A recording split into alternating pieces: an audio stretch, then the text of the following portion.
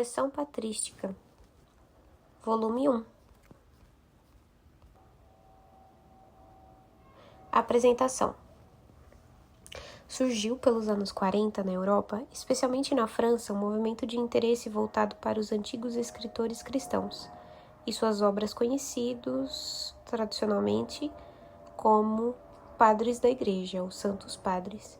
Esse movimento, liderado por Henri de Lubac e Jean Danielou, deu origem à coleção Sources Chrétiennes, hoje com mais de 300 títulos, alguns dos quais com várias edições. Com o Concílio Vaticano II, ativou-se em toda a Igreja o desejo e a necessidade de renovação da liturgia, da exegese, da espiritualidade e da teologia a partir das fontes primitivas. Surgiu a necessidade de voltar às fontes do cristianismo. No Brasil, em termos de publicação das obras destes autores antigos, pouco se fez. Paulus Editora procura agora preencher este vazio existente em língua portuguesa. Nunca é tarde ou fora de época para rever as fontes da fé cristã, os fundamentos da doutrina da Igreja, especialmente no sentido de buscar nelas a inspiração atuante, transformadora do presente. Não se propõe uma volta ao passado através da leitura e estudo dos textos primitivos como remédio ao saudosismo. Ao contrário, procura-se oferecer aquilo que constitui as fontes do cristianismo para que o leitor as examine, as avalie e colha o essencial, o espírito que as produziu. Cabe ao leitor, portanto, a tarefa do discernimento. Paulus Editora quer, assim, oferecer ao público de língua portuguesa, leigos, clérigos, religiosos, aos estudiosos do cristianismo primevo, uma série de títulos não exaustiva, cuidadosamente traduzida e preparados dessa vasta literatura cristã do período patrístico. Para não sobrecarregar o texto e retardar a leitura, procurou-se evitar anotações excessivas às longas introduções, estabelecendo paralelismo de versões diferentes, com referências aos empréstimos da literatura pagã, filosófica, religiosa, jurídica, as infindas controvérsias sobre determinados textos e sua autenticidade. Procurou-se fazer com que o resultado desta pesquisa original se traduzisse numa edição despojada, porém séria. Cada autor e cada obra terão uma introdução breve com os dados biográficos essenciais do autor e um comentário sucinto dos aspectos literários e do conteúdo da obra suficientes para uma boa compreensão do texto. O que interessa é colocar o leitor diretamente em contato com o texto.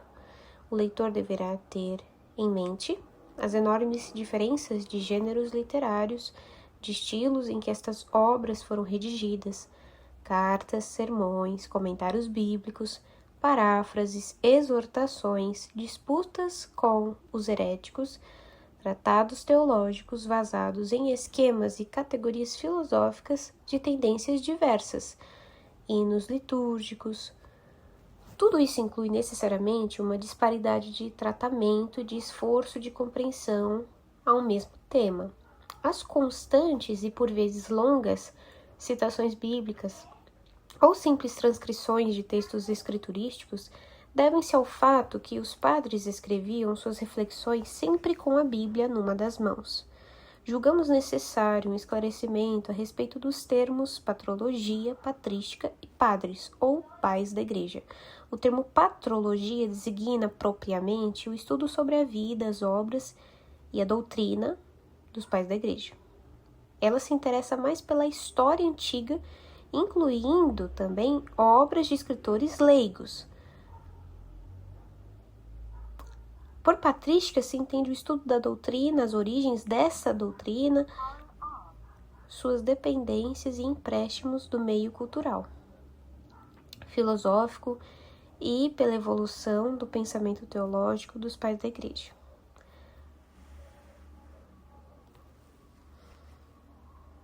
Foi no século XVII que se criou a expressão teologia patrística para indicar a doutrina dos padres da Igreja, distinguindo-a da teologia bíblica.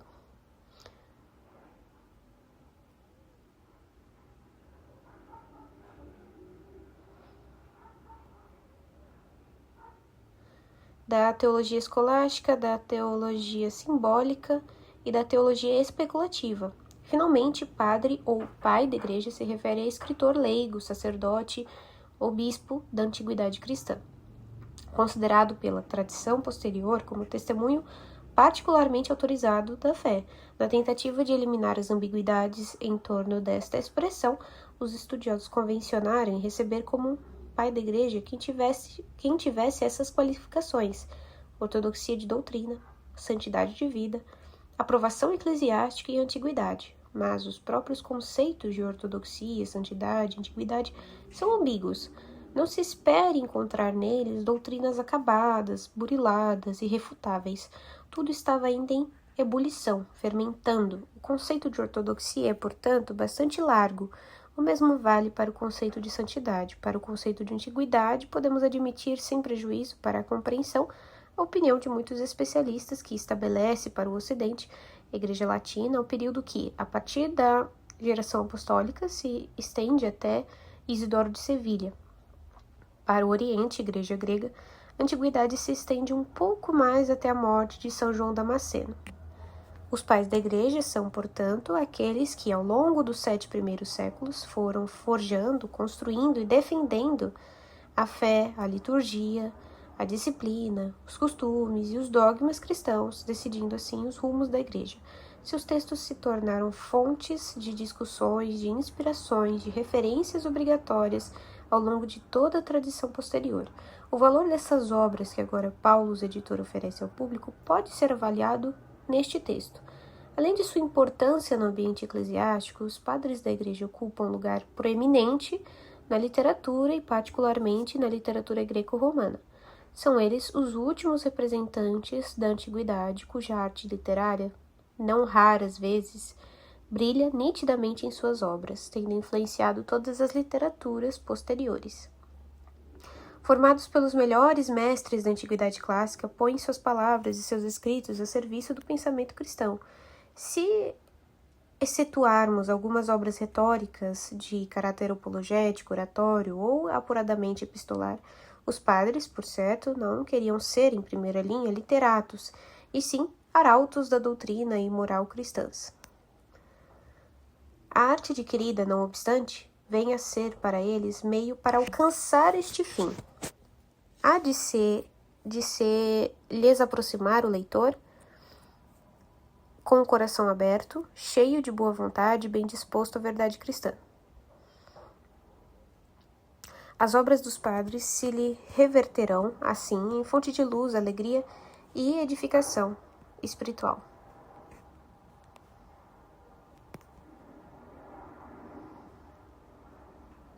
Clemente Romano.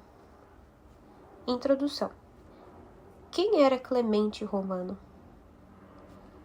Não se trata de uma pergunta retórica. Membro da família imperial? Colaborador do apóstolo Paulo? Ex-escravo sagrado bispo pelas mãos de Pedro? Autor da carta aos Hebreus? Todas essas hipóteses já foram propostas. Desse modo, as informações que temos sobre Clemente Romano vão desde as lendárias até testemunhas fidedignas. Segundo um romance siríaco, datado provavelmente dos começos do século III, Clemente teria empreendido uma longa viagem, percorrendo o mundo em busca da verdade. Ao longo dos caminhos, perdeu-se juntamente os traços, as referências de todos os seus parentes, restando só. Foi então que encontrou São Pedro e se tornou seu discípulo.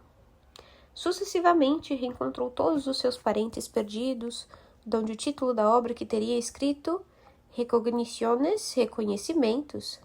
Segundo as pseudo-clementinas, Clemente era membro da família imperial dos Flávios.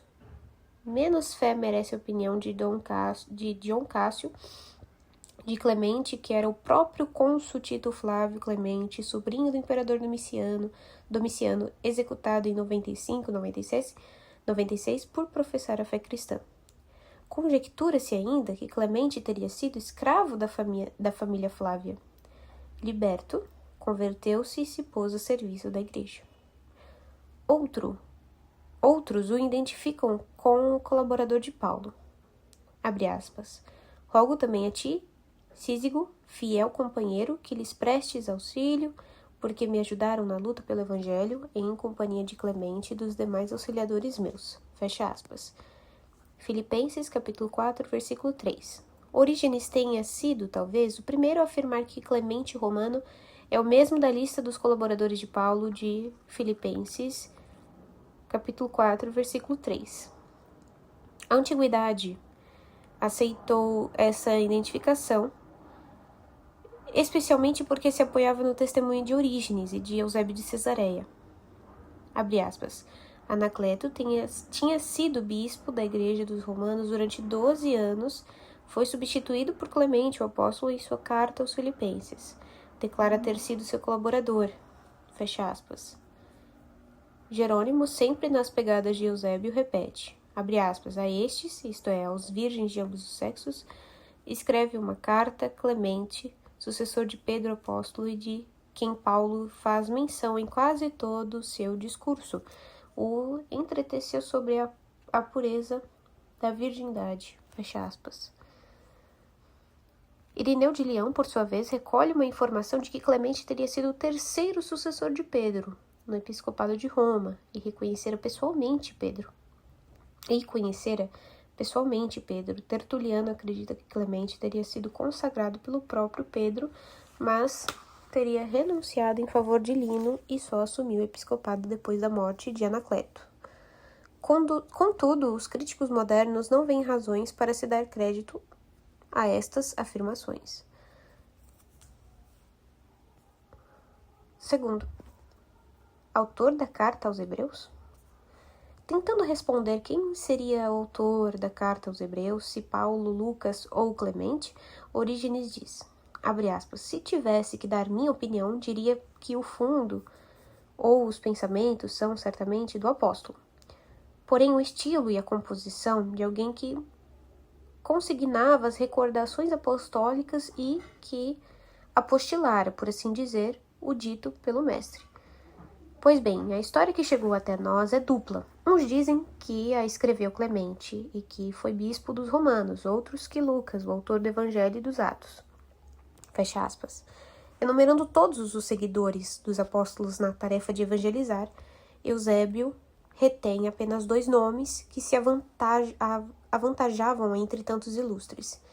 Abre aspas. Entre os que brilhavam naquele tempo, um número elevado de discípulos, é-nos possível enumerar e citar por seus nomes todos os que então, desde a primeira sucessão dos apóstolos, tornaram-se pastores ou evangelistas. Tais são, sem dúvida, Inácio, nas cartas que indicamos, e Clemente, na carta recebida por todos, que endereçou em nome da Igreja dos Romanos à Igreja dos Coríntios. Nesta carta, expõe muitas ideias tiradas da carta aos Hebreus e emprega com fórmulas próprias que dela toma.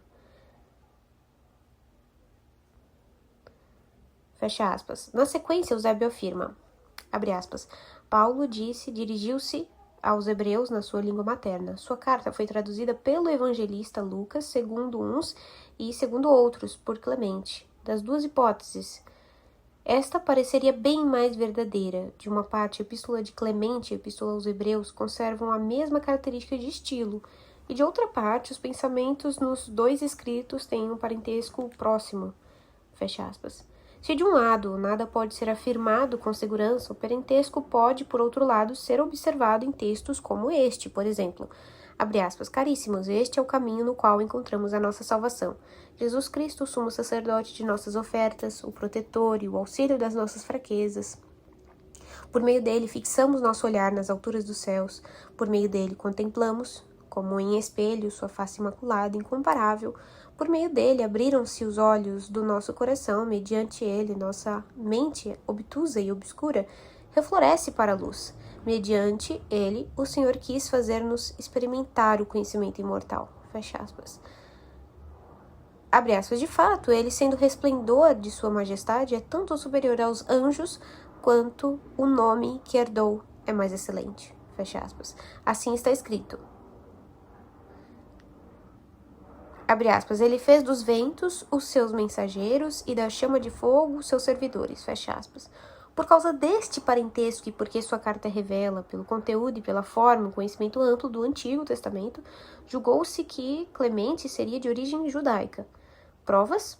As abundantes citações, algumas longas, transcrevendo passagens dos Salmos, de Isaías, de Jó, dos sapienciais, denotam um bom domínio das escrituras veterotestamentárias. Frases, paralelismos, hebraísmos, empregados com frequência, pleiteiam esta hipótese. Os apócrifos judaicos também são citados, Assunção de Moisés, apócrifo de Ezequiel. Por isso, diz Le Breton, abre aspas, a contemplação habitual da obra criadora, paternidade divina, concebida como a relação que religa o demiurgo às suas criaturas, melhor que como laço íntimo nascido da adoção divina, era este o quadro tradicional do pensamento religioso dos judeus. Clemente o recebe e o respeita. Fecha aspas. Percebe como sua formação fundamental está vazada no Antigo Testamento? Para advertir aos coríntios das consequências de sua sedição, faz desfilar ante seus olhos figuras e personagens do Antigo Testamento.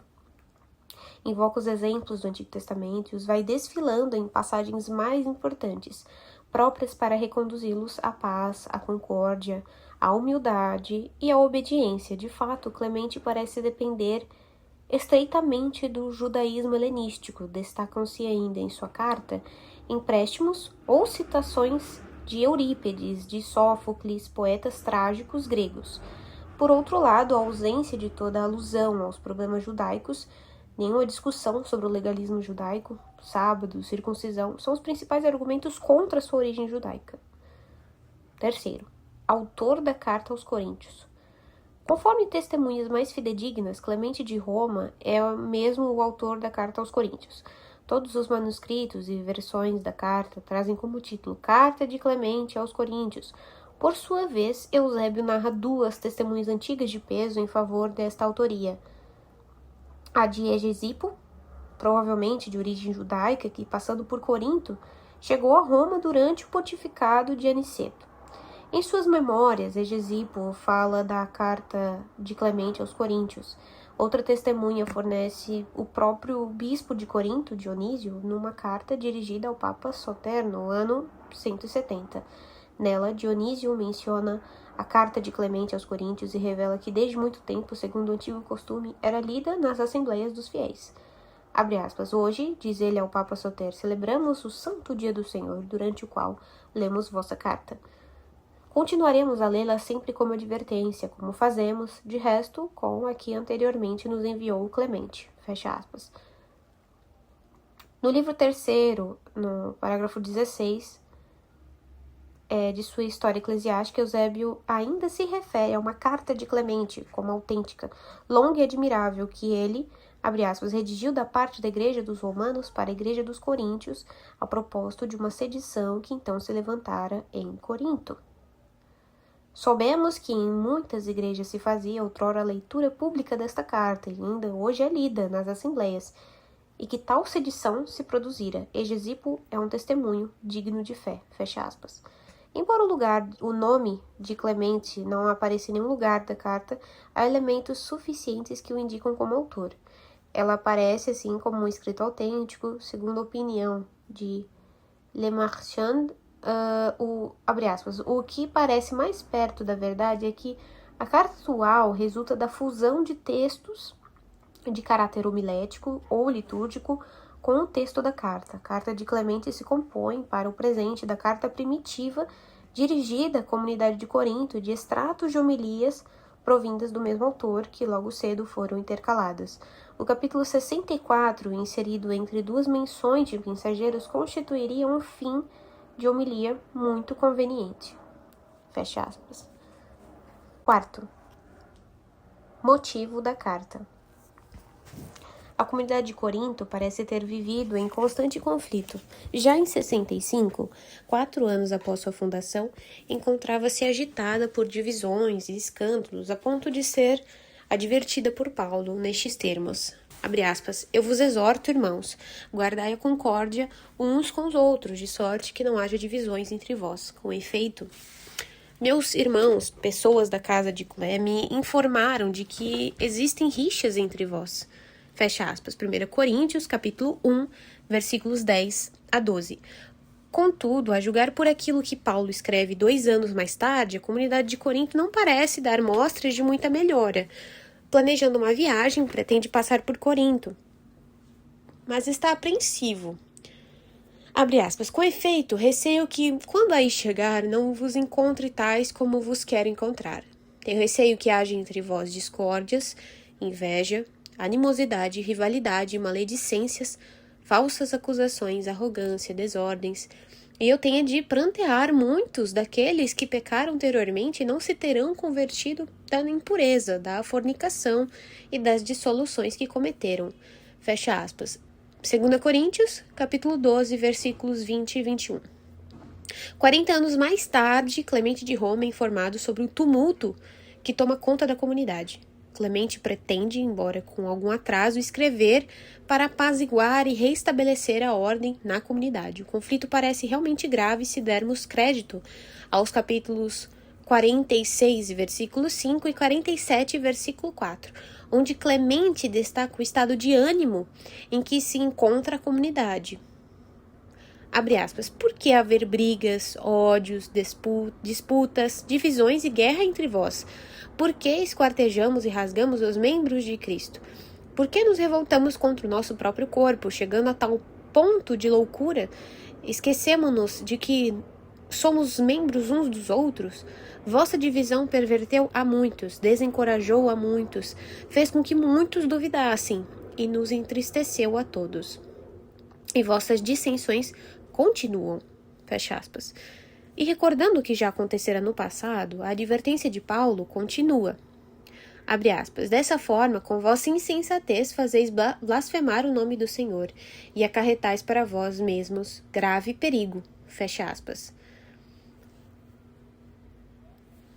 O conflito consiste substancialmente numa revolta de alguns membros contra os presbíteros. Abre aspas, caríssimos, é vergonhoso, muito vergonhoso, indigno de conduta cristã, ouvir-se dizer que a firme e antiga igreja de Corinto está em volta contra os seus presbíteros. Fecha aspas. Este ato vergonhoso é resultado da ação de uns poucos, talvez jovens, como se pode deduzir de 3,3, capítulo 3, versículo 3, no sentido de depor os ministros da comunidade. Abre aspas. E nós vemos que, apesar da ótima conduta deles, removestes algumas das funções que exerciam de modo irrepreensível e honrado. Fecha aspas. Como se deu o fato e qual seu conteúdo específico, Clemente não o diz em lugar nenhum de sua carta, como Romano. Clemente lê os acontecimentos na ótica da paz e da harmonia, tudo que vem desarranjar esta paz e harmonia é julgado como execrável ou revolta abominável e ímpia. Para ele, este ato é extremamente negativo, caracterizado em 1 e 46:7 de loucura. Assim, para solucionar o conflito, isto é, para que sejam restabelecidas a paz e a harmonia, Clemente recomenda como remédio eficaz a conversão e o exílio voluntário. Que os revoltosos se sacrifiquem ao bem comum. Capítulos 51 a 58. 5. Datação da carta. Esta carta foi redigida provavelmente pelos fins do reinado de Domiciano, anos 81 a 96, ou o começo do reino de Nerva, anos 96 a 98. Como Clemente se expressa na introdução, referindo-se a desgraças e adversidades imprevistas que nos aconteceram uma após a outra, acreditamos ter demorado muito para dar atenção às coisas que entre vós se discutem. Acredita-se que ele se referia à segunda perseguição movida por Domiciano, que terminou em 95 ou 96. Portanto, embora alguns historiadores prefiram datá-la de 97 ou 98, o melhor seria tomar como data mais provável o fim do reinado de Domiciano, isto é, 95 ou 96. Numerosos fragmentos de duas cartas sobre a virgindade, chegadas até nós numa versão siríaca de 1470, em nome de Clemente, são, na verdade, escritos do século III, recolhidos por um compilador do século VII, atribuindo-se ainda a Clemente um grupo de 20 homilias, 10 livros de reconhecimentos sob o nome hoje de Pseudo-Clementinas. 6. Conteúdo da carta. Trata-se de uma carta longa, com 65 capítulos, abre-se com um prólogo breve, seguido de 2 partes longas. A primeira parte é genérica, capítulos 4 a 36, aborda considerações e admoestações morais, com o objetivo de restabelecer a paz e a concórdia na comunidade de Corinto, dá instruções de caráter geral, adverte os fiéis de Corinto sobre a inveja e como bani-la e fazer penitência, recomenda a obediência, a fé, a piedade, a hospitalidade e humildade a exemplo de Cristo. A ordem do universo é modelo de concórdia e paz. Além do exemplo de Cristo, Clemente invoca constantemente os exemplos das virtudes do Antigo Testamento. A segunda parte, os capítulos 37 a 61, insiste sobre a hierarquia eclesiástica e a necessidade da submissão às legítimas autoridades. Para isso, mostra como formamos um corpo em Cristo e como neste corpo deve reinar a unidade e não a desordem, pois Deus quis e quer a ordem nas alianças. Se na primeira parte Clemente se revela um conhecedor profundo do judaísmo, nesta segunda parte revela-se um romano assumido. Mostra-se um amante da ordem, da disciplina, defensor da hierarquia, aferrado ao cumprimento do dever, da contínua chamada à ordem, à disciplina, uma característica do espírito romano. Não só admira a disciplina militar, mas a propõe como exemplo a ser seguido no interior da comunidade. Vejamos esta passagem com a qual abre a segunda parte. Abre aspas. Irmãos, militemos com toda a nossa prontidão sob as ordens irrepreensíveis dele. Consideremos os soldados que servem, sob as ordens de nossos governantes, com que disciplina, docilidade e submissão eles executam as funções que lhes são designadas. Nem todos são comandantes, nem chefes de 1000, nem chefes de 100, nem chefes de 50, e assim por diante. Cada um, porém, no seu próprio posto executa aquilo que lhes é prescrito pelo rei e pelos governantes. Fecha aspas. Por isso, elevará ele mesmo e pedirá à comunidade orações por nossos príncipes, por nossos governantes e príncipes, mas é o mundo inteiro que lhe aparece como um exército absolutamente regulado, no curso dos astros, na sucessão das estações, germinação dos frutos da terra, na alternância dos dias e da noite. Abre aspas, daí que, na ordem humana, sobretudo no serviço divino e na igreja, tudo deve se fazer em boa ordem, ocupando cada um o seu lugar, do modo, na hora e no lugar por Deus determinado, seja, pois, por origem, seja por formação e assimilação do ambiente. Podemos qualificar Clemente em sentido pleno e profundo de romano. Fecha aspas. Os capítulos 62 a 65 formam a conclusão geral. Neles, Clemente sumariza o que disse e faz votos de que se restabeleça a ordem e a paz na comunidade de Corinto. Pontos importantes que poderiam ser sublinhados. Nesta carta, além dos já mencionados, do ponto de vista da história da igreja, Harnack vê aí a melhor introdução à história antiga da igreja. Ela se torna importante também para a jurisdição eclesiástica, sucessão apostólica, hierarquização dos membros da comunidade, mostrando como os fiéis são inferiores aos presbíteros, e para a liturgia. A igreja parece fundada sobre a autoridade imediata dos apóstolos. É una apostólica, corpo de Cristo. Os ministros não podem ser depostos. B. Do ponto de vista cristológico, revela fé na divindade de Cristo, na ressurreição dos mortos, fé nas 3 pessoas divinas, na mediação de Cristo que está no centro de sua teologia, na redenção pelo sangue. Ele é o sumo sacerdote das ofertas, o protetor e o socorro da nossa fraqueza. Um é o Cristo como um é o Deus e um é o Espírito. Cristo é o esplendor da majestade de Deus, por meio dele podemos fixar nosso olhar no alto dos céus e contemplar a sublime semelhança de Deus. No Filho, Deus Pai quis nos escolher como seu povo. O Espírito Santo inspirou as Escrituras, a pregação da penitência, por meio dos profetas outrora, pelos apóstolos agora. Ele plenifica os fiéis de seus dons e piedade, de paz e realiza a unidade. O Pai, o Filho e o Espírito Santo compõem 3 atividades distintas sobre o plano da economia divina.